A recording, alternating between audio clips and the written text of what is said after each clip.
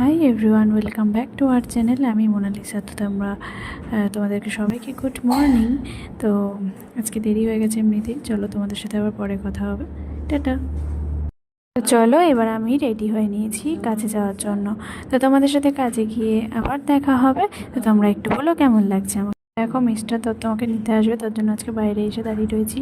বাইরে খুবই রোদ। তো আমি দাঁড়িয়ে রয়েছি, কাজে যাচ্ছি। চলো, কাজে গিয়ে আবার দেখা হবে। দেখো, কাজে এসে আমি একটা ড্রয়িং করেছি, তোমাদের সাথে সেই ড্রয়িংটা শেয়ার করছি। তোমরা দেখে বলো কেমন লাগছে।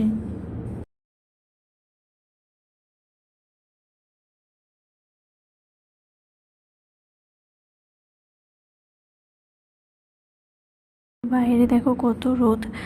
ভেতরে ছিলাম পার্লারের, ওর জন্য বুঝতে পারিনি। বাইরে এসে দেখছি এত রোদ, রাস্তা দিয়ে তাপ উঠছে।